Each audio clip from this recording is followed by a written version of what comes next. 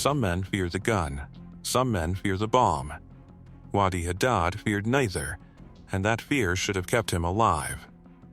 He had built his entire survival around one rule: nothing gets close. No car he didn't choose. No route he hadn't walked twice. No gift, no stranger, no unguarded room. He had studied every method Mossad had ever used to kill a man like him, and he had built a life with no opening for any of them. He was wrong about exactly one thing. He never thought to be afraid of his own bathroom sink. Something for you before we go further, since you clearly cannot get enough of stories like these. Our limited edition ebook covers the same lineage this operation belongs to: proximity-based targeting used against men who considered themselves untouchable, and the ones that never made a headline the way this one did. Scan the QR code on the screen to grab your copy, or click the link in the description. Then stay with us. This story is just getting started. Somewhere inside his circle of trust, a man was already standing close enough to end him. Not a soldier. Not an assassin in the way Haddad understood the word. Just a presence, patient, unremarkable, already inside the room Haddad believed no one could reach. His name in Mossad's files was Agent Sadness. Nothing about him was designed to be memorable, and that was the entire point. He had spent years becoming exactly the kind of person a man like Haddad stops noticing, present at the right moments, absent at the wrong ones, useful without ever being essential enough to question. By early 1978, Agent Sadness had something almost no one else on Mossad's payroll could claim. He had access to the objects Haddad touched every single day, in the one place Haddad had never thought to defend: his own personal effects, inside his own home, inside a country that was supposed to be protecting him. Tel Aviv had spent years failing to reach Haddad through every conventional channel. Snipers needed a line of sight he never gave them. Car bombs needed a routine he refused to keep. Even informants inside his network kept feeding back the same conclusion: the man was unreachable by anything that looked like an attack. He had earned that reputation the hard way. Years earlier, he had planned and coordinated the seizure of a civilian airliner that ended with Israeli commandos storming a runway in East Africa in the middle of the night. A raid that succeeded, but cost the life of one of the officers leading it. That single operation had turned Haddad from a name in a file into something closer to a personal obligation for the people running Israeli intelligence.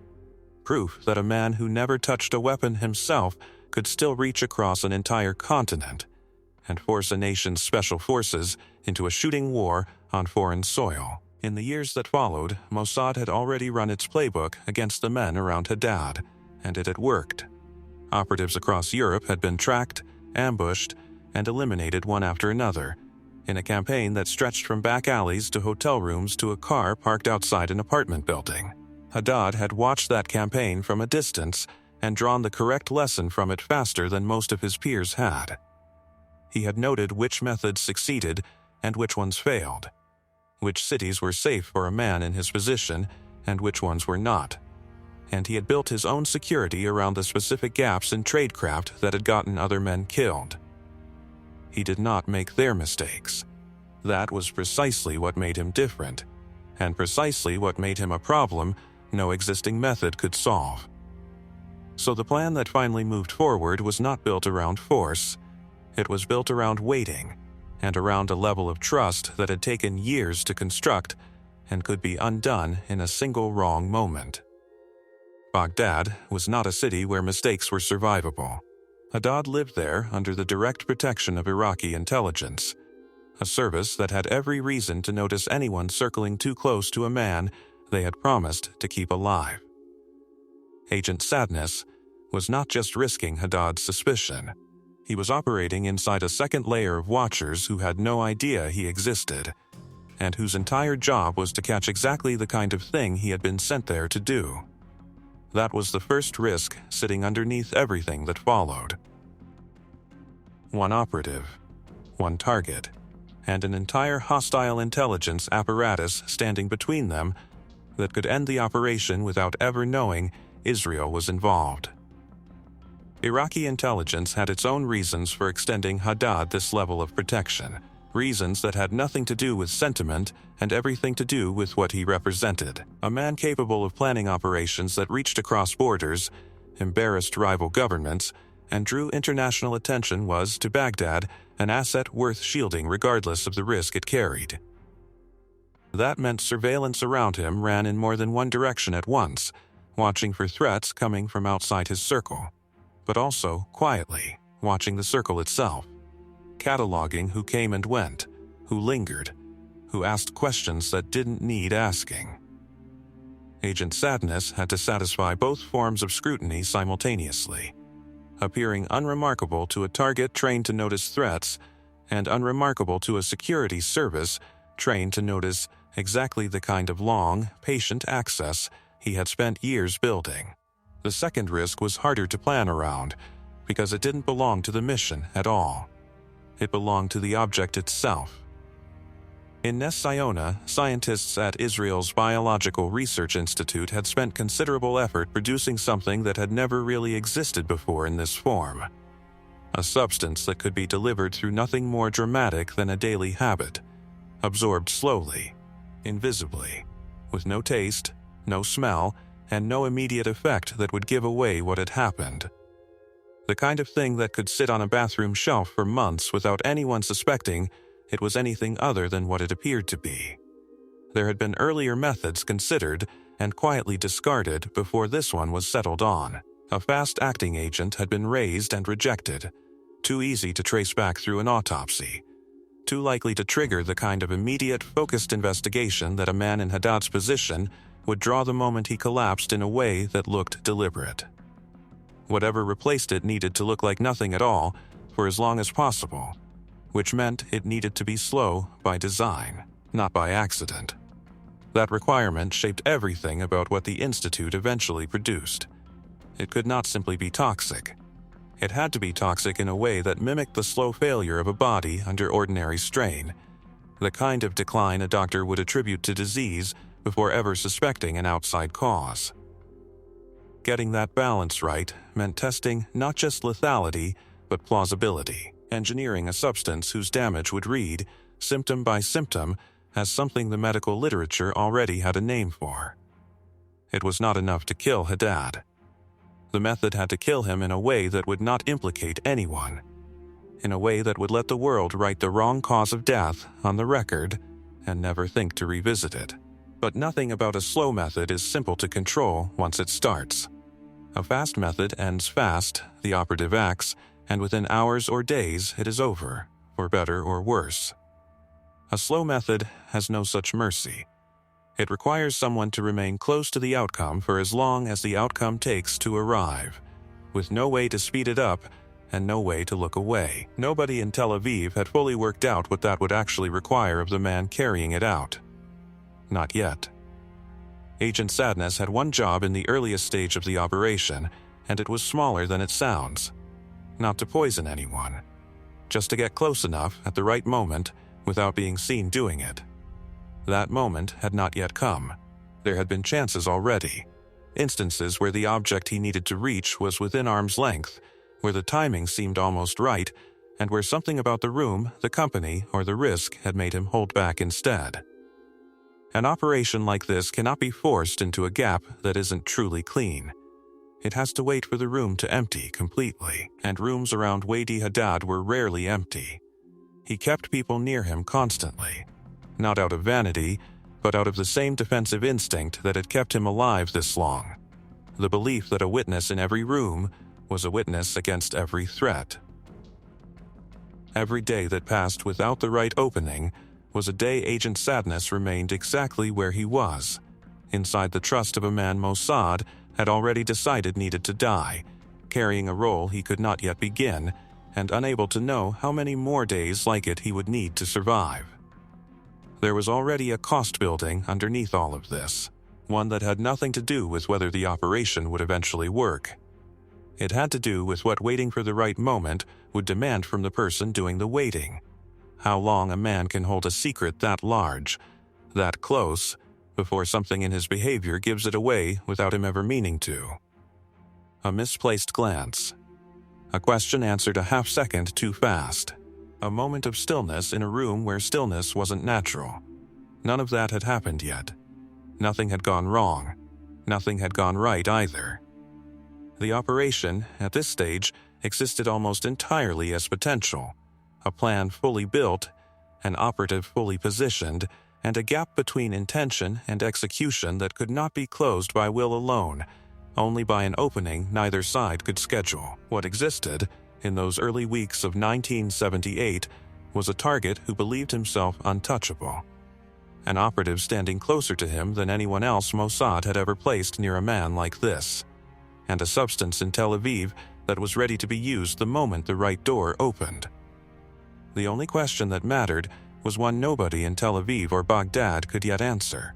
When that door finally opened, would Agent Sadness be the one standing on the other side of it, or would someone else notice it opening first? The room finally emptied on a morning that gave no warning it would be different from any other. No signal, no elaborate maneuver, just an ordinary gap, shorter than anyone had planned for, in a routine that had spent months refusing to offer one. Agent Sadness had expected the right moment to look controlled. It didn't. It looked like 30 seconds and a closed door, with no time to check twice, no time to reconsider, and no way to know if anyone outside that door had noticed him go in. The tube he carried had been built to be indistinguishable from the one already sitting on the shelf. Same weight in the hand, same seal, same wear pattern worked into the packaging so that nothing about it would read as new. He set it down exactly where the old one had been. He picked up the original. And then, he did the only thing the moment allowed him to do, which was leave the room as though nothing in it had changed. That was the assumption everyone in Tel Aviv had been building around, that the hardest part of this operation was the swap itself, the single moment of exposure, the one instant where discovery was possible. Get past that moment, and the rest was supposed to be waiting. It was not waiting. Not in any sense that made the word feel accurate. Haddad's morning routine did not stop the day the tube was switched.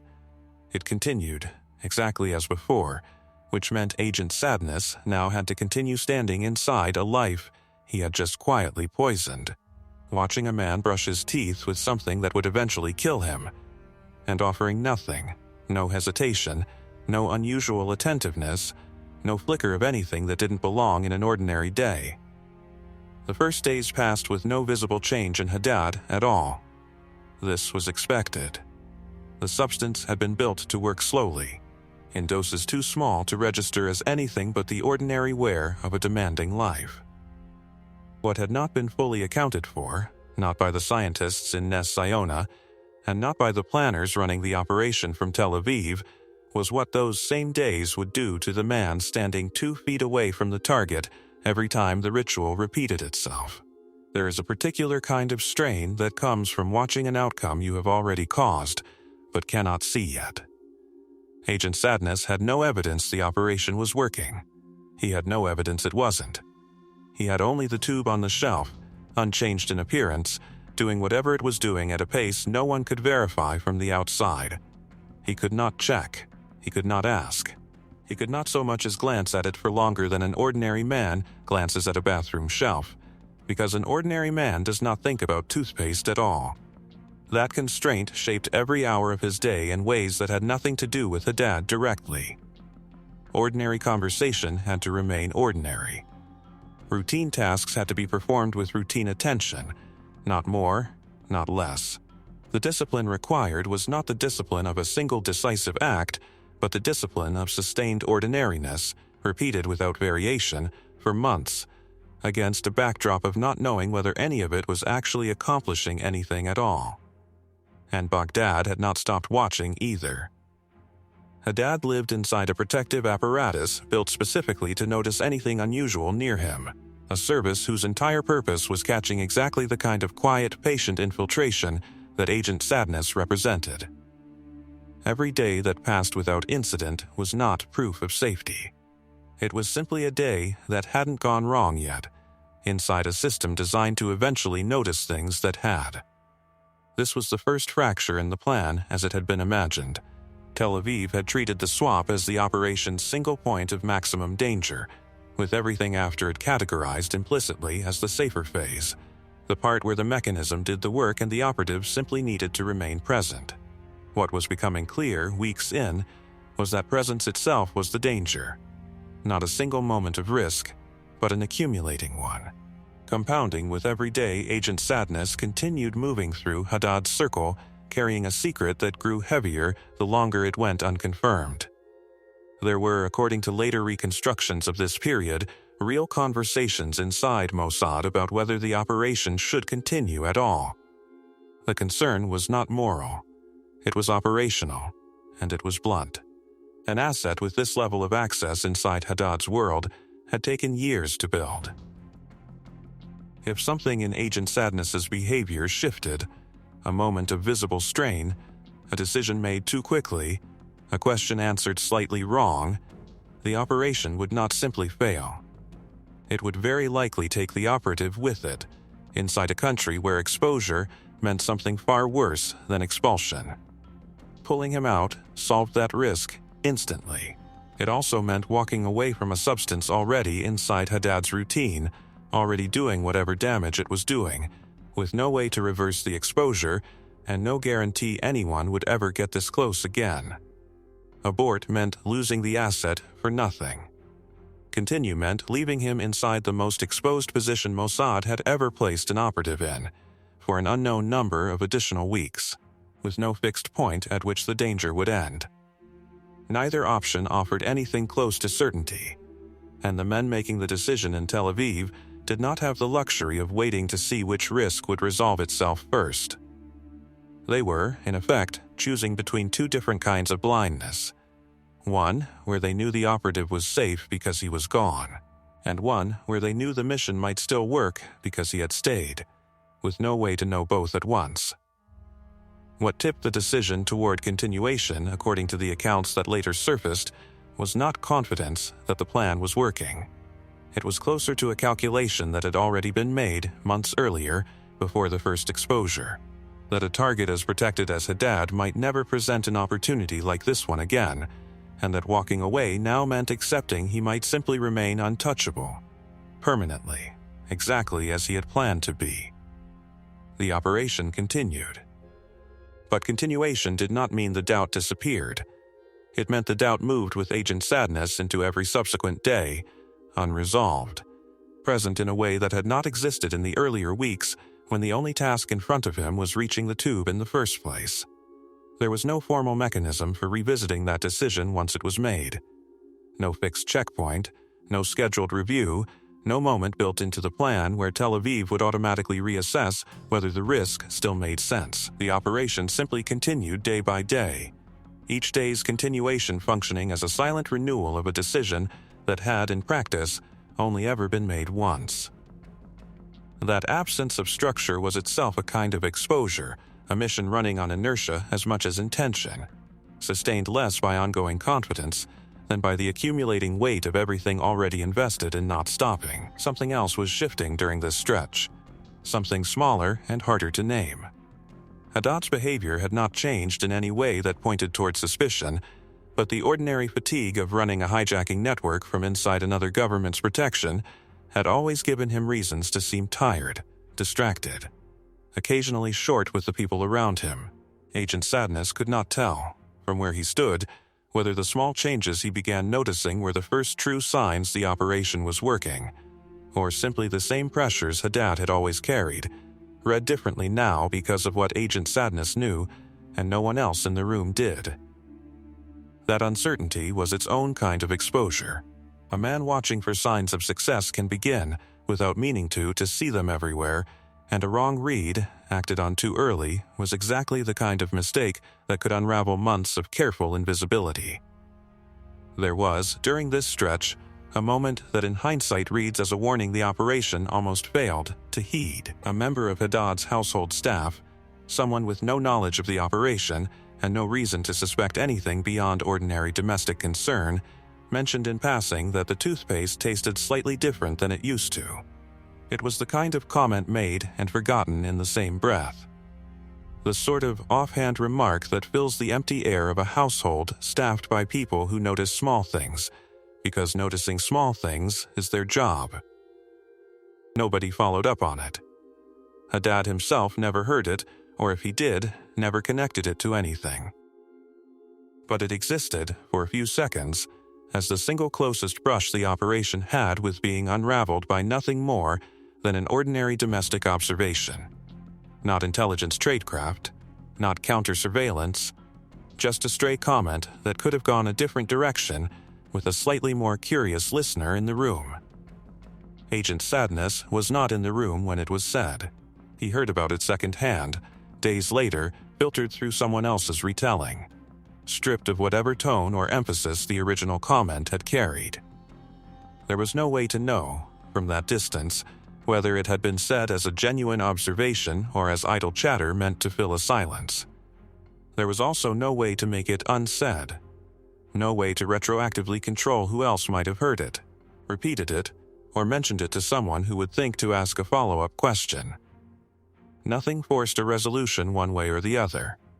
Haddad's routine continued. The tube remained on the shelf. Iraqi intelligence noticed nothing that rose to the level of concern, or if they did, nothing about it had yet reached the point of confrontation. What existed, as this phase of the operation stretched forward with no clear end in sight, was a widening gap between what Tel Aviv had planned for and what the operation actually required on the ground. A gap measured not in tactics but in time, and in how much of it one man could absorb before something in the arrangement gave way. Nobody could say, at this point, whether that something would be Haddad's body, Agent Sadness's cover, or the operation itself. The first real sign came from Haddad himself, and it came in a form no one had prepared for. Not collapse, not crisis, but irritation. He complained in passing of exhaustion that sleep didn't fix. He mentioned it the way a man mentions something he expects to pass on its own, not something he expects anyone to remember. Agent Sadness remembered it. He had been waiting for a sign for so long that even an offhand complaint felt enormous. And that was exactly the danger of it. He had no way to know whether this was the operation finally showing itself, or simply a tired man saying a tired thing on an ordinary day. He made a decision in that moment that he had not been authorized to make. He began, very slightly, adjusting his own presence around Haddad, staying a little longer near him, watching a little more closely than his role had ever required. It was a small shift. It was also exactly the kind of small shift that a man trained to notice small shifts might eventually catch. Nothing came of it immediately, but the adjustment itself was a false start. A movement made on an assumption that had not yet been confirmed, and it left Agent Sadness carrying a new kind of risk that hadn't existed the day before. Not because of what the poison was doing, but because of what he had just done in response to a symptom that might have meant nothing at all. For a stretch of days afterward, he had to work to undo the very attentiveness he had just introduced, easing back into the same practice distance he had spent years perfecting, hoping the shift had gone as unnoticed as it had felt in the moment. Weeks passed before the complaints became something harder to wave off. Weight loss that Haddad himself noticed enough to remark on. A grayness to his appearance that people around him began, quietly, to comment on when he wasn't in the room. None of it pointed, yet, toward poison. All of it pointed toward something being wrong. This was the moment the operation's central assumption began to show its cost. Tel Aviv had built the method around the belief that slow was safer than fast, that a gradual decline would never draw the kind of scrutiny a sudden death would invite. What was unfolding instead was a target whose visible deterioration was becoming impossible for the people protecting him to ignore, precisely because it was slow enough to watch happen in real time, day after day, in front of an intelligence service whose entire function was watching for exactly this kind of unexplained change in a protected asset. Iraqi doctors were brought in. Then, specialists. Haddad's condition had crossed the line from something a man complains about into something a government has to explain, and once that line was crossed, the question stopped being medical and started becoming operational. Who had access to him? What had changed in his routine? What could account for a decline this steady with no clear cause? Agent Sadness was, by definition, one of the people with access. He had no way to know how closely that fact was being examined, or by whom. Every question a doctor asked Haddad about his habits was, indirectly, a question about the small circle of people who moved through his private spaces, and Agent Sadness had no way to sit in on those conversations. No way to know if his name had come up in passing. No way to know anything except that the questions were happening at all. The household itself narrowed during this period, in ways that made the operative's position both safer and more precarious at once. Haddad trusted fewer visitors. He kept fewer people in the room during meals, during meetings, during the ordinary business of running a network from inside someone else's country. For a man trying to remain unremarkable, a smaller circle should have meant more exposure, more scrutiny per person remaining inside it. Instead, it meant something closer to the opposite. The men who survived the narrowing were, by definition, the men Haddad trusted the most. And Agent Sadness's continued presence inside that shrinking circle became its own kind of evidence, to Haddad if to no one else, that he belonged there. That was not safety. It was proximity mistaken for safety, and the difference between the two would not become clear until it mattered. There was a point during this stretch when the entire operation nearly ended, not through discovery, but through Haddad's own caution. He grew suspicious in a general, undirected way, the kind of suspicion a careful man develops when his body is failing and he cannot explain why. He began limiting who came near him. He began asking questions about food, about medicine, about anything he had recently taken that he hadn't taken before. He never asked about the toothpaste specifically, but he came close enough to the right category of question that, for a period of days, it seemed entirely possible he would. What made those days especially dangerous was not any single question Haddad asked, but the pattern underneath them. A man accustomed to protecting himself from bullets and bombs was now, for the first time in years, confronting a threat he could not outplan, could not outroute, could not defend against by varying his schedule or avoiding open windows. That kind of fear does not behave like ordinary caution. It tends to widen rather than narrow, because there is no fixed shape to aim it at. Haddad's questions during this period were not the questions of a man closing in on a specific answer. They were the questions of a man grasping at every possible answer at once, which meant that any one of them, followed far enough, could have led somewhere Agent Sadness could not afford for it to lead. It was, in its own way, more dangerous than a focused investigation would have been. A focused investigation can be anticipated, planned around, countered with a consistent story. A frightened man asking scattered questions about everything in his life at once is far harder to predict, because there is no way to know in advance which of those scattered questions he will happen to land on. In Tel Aviv, this was the moment the abort conversation resurfaced, sharper than before. If Haddad's suspicion widened even slightly further, if it touched the one object that actually mattered, the operation would not simply fail. It would expose exactly how it had been carried out, and expose the man who had carried it out along with it. Pulling Agent Sadness clear, even now, even this deep into the operation, remained a live option. Waiting risked everything already invested. Moving risked losing an asset for a result that hadn't yet been confirmed. The decision, again, was to hold. Not because the risk had lessened, but because there was no way to intervene further without drawing more attention than remaining still. Any sudden absence, any abrupt change in Agent Sadness's own routine at exactly the moment Haddad had started asking questions, risked becoming the very anomaly that turned general suspicion into specific suspicion. Then, for a stretch of time that felt longer than it likely was, nothing happened. Haddad's suspicion, unfocused and unconfirmed, seemed to fade rather than sharpen. His household routine returned to something closer to normal. The doctors, unable to settle on a cause, began speaking in terms that sounded almost reassuring: fatigue, stress, the toll of a difficult life, nothing acute, nothing requiring the kind of urgent intervention that would have meant a closer look at everything around him. For a short period, it seemed possible the entire episode would simply pass, that Haddad would recover some baseline of health, that the questions would quiet, that Agent Sadness would be left exactly where he had always been, embedded and undetected, with the operation either fading into failure or continuing on its own terms without ever having been close to discovered. That sense of release did not last. It was not built to.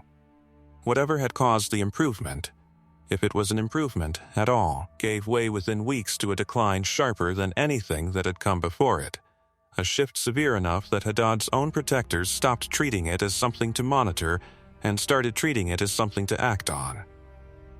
Agent Sadness had no way of knowing, as this new decline began, whether it meant the operation was finally reaching its intended end, or whether it meant something else entirely. A second cause, an unrelated illness, a body failing for reasons that had nothing to do with the tube still sitting untouched on the shelf. What he knew, with more certainty than anything else, was that whatever came next would not be something he could control, slow down, or prepare for. The waiting had entered a phase where the only thing left to do was watch it happen, from exactly as close as he had always been. Haddad was moved to East Germany before anyone around him had settled on what was actually wrong with him. The transfer was framed as access to better medical care, arranged through channels sympathetic enough to Palestinian causes that his presence there would draw no outside attention. It was also, without anyone stating it plainly, an admission that Baghdad no longer had an explanation of its own. He died in a Stasi-affiliated hospital in East Berlin in March of 1978 under a name that was not his own, with doctors recording a cause they had no real reason to doubt and no real means to verify. Leukemia went on the record. Nothing about the toothpaste ever did. Not then, and not for close to 3 decades afterward.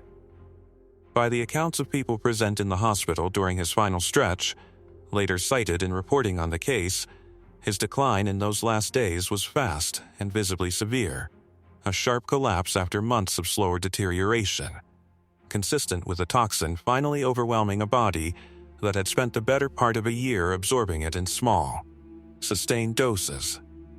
Word of the severity of his suffering reportedly spread even through a facility built specifically to contain sensitive information, passed in whispers between staff who had no idea what they were actually witnessing. Only that whatever was happening to the patient in that ward did not look like an ordinary illness running its ordinary course. For Agent Sadness, whatever moment marked the operation's true end had likely already come and gone by the time Haddad's death was formally recorded. The withdrawal from proximity, when it came, would have needed to happen quietly, on a timeline that gave no appearance of connection to Haddad's declining health. One more discipline demanded by a mission that had already asked for nearly a year of discipline before this point, with no allowance for relief or urgency even as the end approached. The fallout did not wait for confirmation of what had actually happened. It began almost immediately, inside a hospital that had no idea it was sitting on the answer. Stasi personnel, unconvinced by the tidiness of the diagnosis, began circulating their own doubts through their own channels, not because they suspected Israel by name, but because a death this severe, this fast-moving in its final stage, did not sit comfortably against a textbook leukemia case. Those doubts eventually reached Iraqi intelligence, not as an accusation, but as a warning. Look again, they were told, at the people closest to Haddad. Look specifically at the ordinary objects around him. This is where the operation's earlier decisions stopped being private history and started reshaping the behavior of an entire intelligence service. Iraq did not simply investigate Haddad's death and close the file. It changed how it protected every asset that mattered to it going forward, beginning with the scientists working on programs the state considered irreplaceable. From that point on, those scientists were instructed never to let a toothbrush or a tube of toothpaste out of their own possession while traveling, treating the single most mundane object in a hotel bathroom as a credible line of attack against them. That instruction did not come from a policy meeting weighing abstract risk. It came directly from one death, one Stasi suspicion, and one warning passed quietly between services. A single operation against a single man had rewritten, in a small but permanent way, how an entire state thought about the vulnerability of its most valuable people. A state that would go on, in the years that followed, to lose several of those same scientists to operations that had nothing to do with toothpaste at all, and everything to do with the same underlying premise that the men protecting a valuable target can never account for every object the target trusts. The change did not stop at travel habits. Security reviews inside Iraq's intelligence apparatus, prompted by the same warning, began looking harder at every foreign national and every local contractor who had ever been granted routine access to a protected figure's private quarters, hotel staff, household aides, drivers, the entire invisible layer of people a protected man depends on without ever really seeing. None of it led back to Agent Sadness by name. But the review itself was a direct descendant of the operation that had removed Haddad, a service turning its own methods inward and finding, for the first time, how many quiet points of access it had never thought to defend. That is the strategic residue of this operation. Not a headline, not a body count, but a lasting shift in how a rival service understood exposure. Mossad had not simply removed a man. It had planted a specific, durable fear inside an adversary's security culture. One that would outlast Haddad by decades and never appear in any treaty, any press conference, or any official acknowledgement. It existed only in the private habits of men who never explained, even to their own families, why they refused to let a toiletry bag out of their sight. The operation's consequences, in other words, did not end when Haddad died. They kept moving outward long after the target was gone, some of them useful to the service that started them, some simply unpredictable, spreading through a chain of suspicion that Tel Aviv had not designed and could not fully steer once it began. An operation built entirely around controlling exposure had, in its aftermath, generated a form of exposure no one had planned for, not of the method which stayed hidden for decades, but of the underlying idea that the most mundane object in a room could be the one worth fearing. The personal cost sat elsewhere, quieter and far less documented than any of it. Agent Sadness does not appear in any public account beyond the codename itself. What happened to him after Haddad's death, whether his access survived the scrutiny that followed, what the months of engineered proximity to a dying man he had personally poisoned left him carrying afterward, was never recorded for history the way the operation's outcome eventually was. He exists in the file as a name attached to a result, with the actual weight of the work stripped entirely out of the record. That absence is its own kind of answer. The operatives who succeed at this particular kind of mission are, by design, the ones who leave no visible trace of what it cost them. The entire value of what he did depended on his ability to show nothing, feel nothing outwardly. For the better part of a year, standing closer to a target than almost any operative in Mossad's history had ever been asked to stand. Whatever that demanded of him afterward belongs to him alone. It was never going to be written down. Other operatives who have spoken, decades later and often anonymously, about missions built on this same kind of extended proximity have described something similar. Not regret in the way the word is usually used, but a permanent recalibration of what closeness means.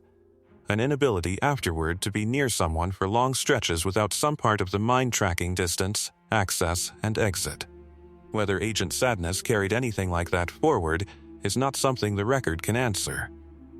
The record only shows that the mission succeeded, and that success, in this line of work, is measured by an absence of information about everything the mission actually required. What the operation permanently cost was never the target. It was the method that had to be paid for in a currency no after-action report accounts for. A year of a man's life spent close enough to a slow death to watch every stage of it, with no one ever allowed to know what that closeness took from him. This was not a method built for one man, in isolation, never to be used again.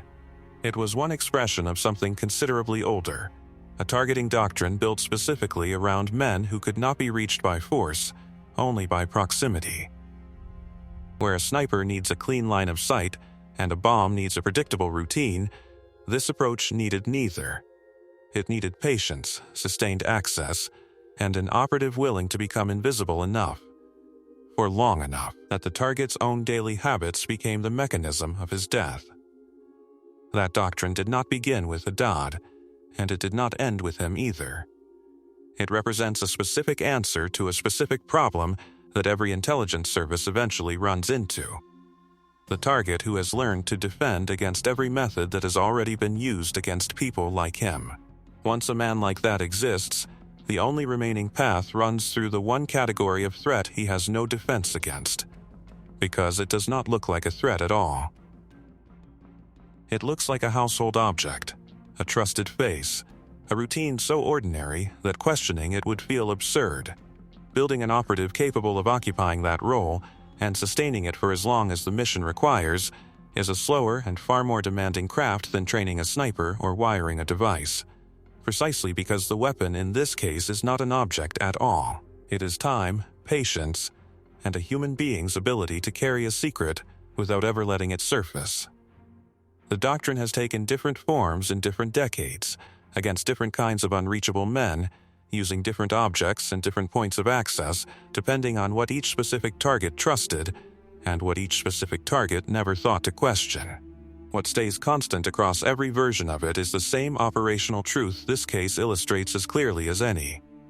The harder a man works to make himself unreachable by force, the more he depends, without realizing it, on the ordinary objects and ordinary people closest to him, and it is precisely that dependency the doctrine is built to exploit.